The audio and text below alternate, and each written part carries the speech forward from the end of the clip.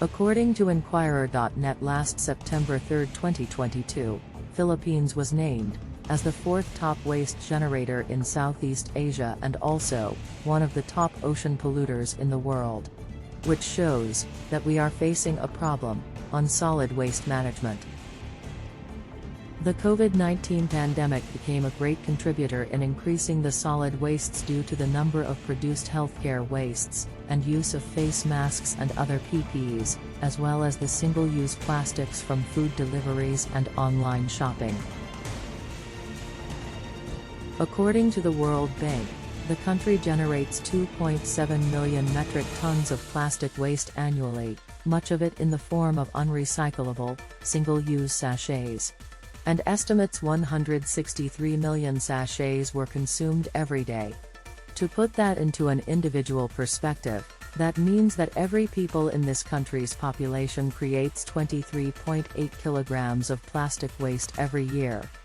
Around 1,400 metric tons of healthcare wastes were generated every day from June 2020, April 2022. And projectably, the country's generated wastes will reach 92 million tons in total, from 2022 to 2025. According to World Wildlife Fund, 35% of Philippines' total plastic wastes were leaked to the environment.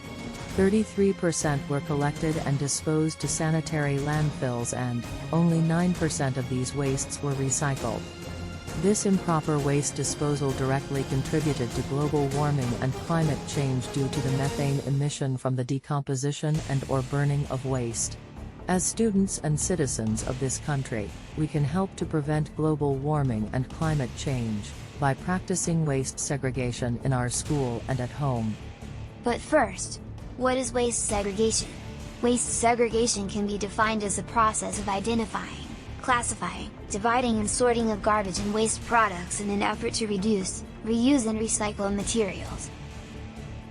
Waste segregation is critical because of the fact that certain types of wastes can be hazardous and can contaminate the environment if not managed correctly. Waste segregation is always a step one for all types of waste management solutions, that may be implemented either on individual level or community level. The 5 R's of waste management: reduce, reuse, recycle, rot, and repair.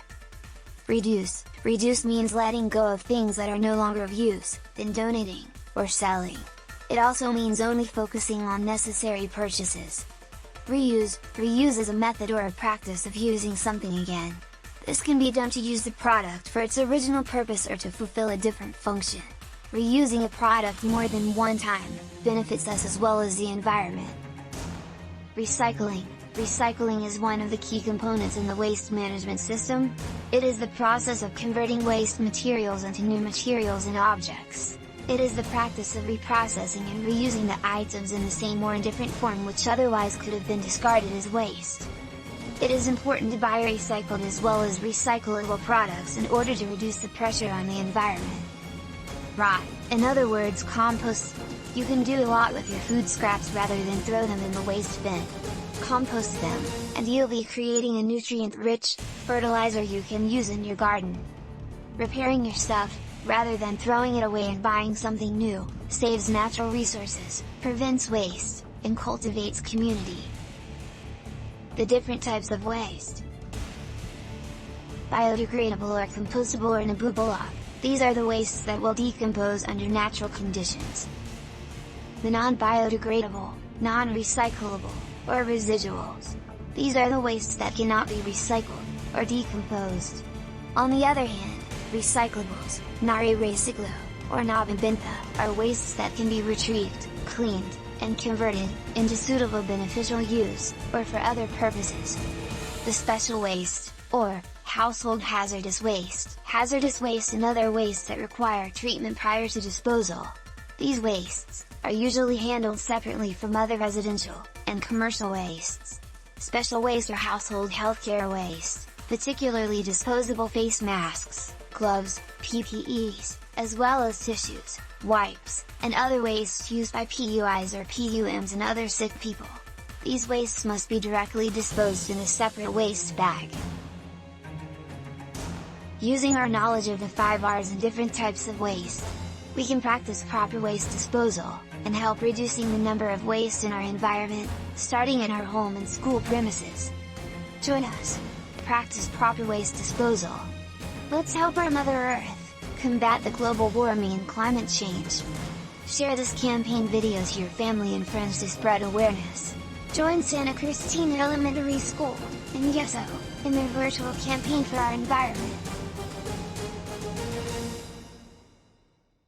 Yeso, for the love of nature.